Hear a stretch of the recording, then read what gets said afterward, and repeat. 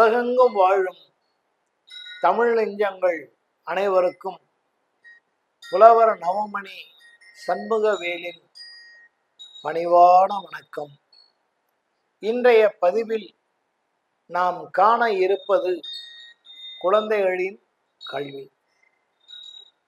ஒவ்வொரு பெற்றோரும் அவர்கள் படித்தோரோ அல்லது படியாத பெற்றோரோ அவர்களுடைய கனவு, முதல் கனவு என்னவாக இருக்கும் என்றால், நம்ம குழந்தைகள் எல்லாம் படிக்க வேண்டும், டாக்டராக, இன்ஜினியராக, பெரிய பெரிய பதவியில் உட்கார வேண்டும் என்ற கற்பனை கோட்டைகளும் எண்ணங்களும் அவர்களை சூழ்ந்திருக்கும்.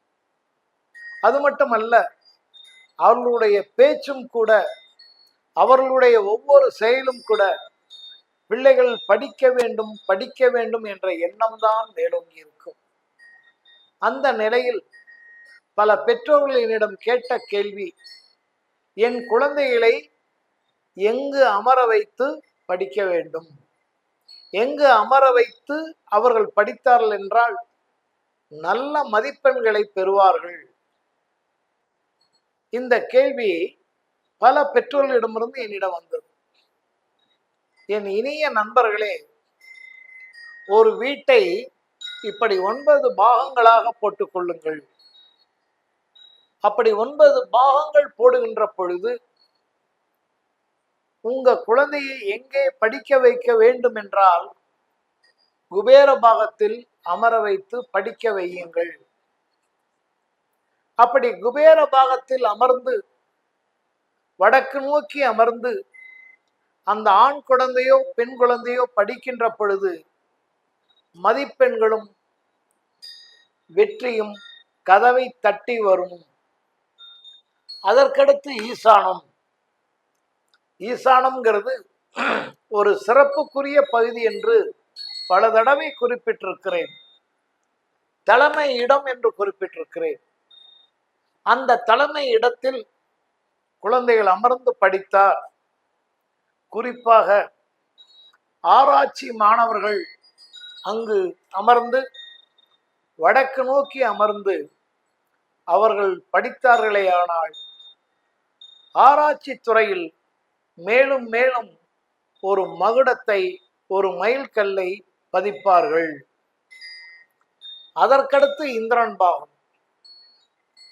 கலை நாட்டமுள்ள மாணவ மாணவிகள்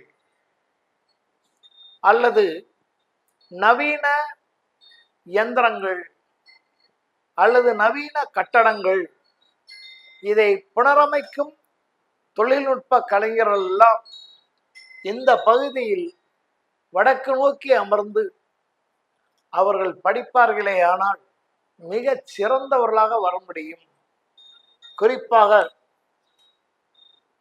பொறியாளர்கள், ஜோதிடர்கள், மடாதிபதிகள், பிறருக்கு வழிகாட்டக்கூடியவர்கள், நாவல் எழுதக்கூடியவர்கள், அரசியல்வாதிகள், இவர்களெல்லாம் இந்த இடத்திலே அமர்ந்து அவர்கள் பேசுவார்களே ஆனால், எழுதுவார்களே ஆனால் அவர்களுடைய எண்ணங்களும் எழுத்துகளும் அரியணை ஏறும். அதற்கடுத்து கன்னி. இந்த கன்னி பாகம் மிக சிறந்த பாகம். யாரெல்லாம் ஃபைனான்ஸ் வைத்திருக்கிறார்களோ, உதாரணமாக யார் பிகாம் படிக்கிறார்களோ, இன்னும் தெளிவாக சொன்னால் யாரெல்லாம் கணித பாடங்களை எடுத்து படிக்கிறார்களோ அந்த மாணவ மாணவிகள் இந்த இடத்திலே வடக்கு பார்த்து அமர்ந்து அவர்கள் படிப்பார்களே ஆனால் கணித துறையில் வெகு முன்னேற்றம் அடைவார்கள். அவர்களுக்கு தசாபுத்தி சாதகமா இருந்தால் இன்னொரு ராமானுஜன் இந்த இடத்திலே பிறப்பார். எனவே கன்னி பாகத்திலே அந்த கணித வல்லுநர்கள் அல்லது மாணவ மாணவிகள் அமர்ந்து படிக்கின்ற பொழுது அவர்கள் கணிதத்துறையில் திட்டமிடுகிற ப்ராஜெக்ட் படிக்கின்ற மாணவர்களாம் இங்கே படிக்கலாம் உட்கார்ந்து.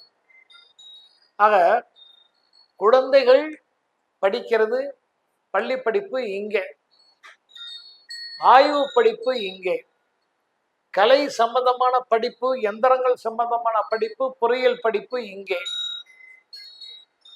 இந்த இடம் கணிதம் சம்பந்தமான படிப்பு. இப்படி பிரித்து சொல்லி இருக்கிறேன். உங்கள் அனுபவத்தில் முயன்று பாருங்கள்.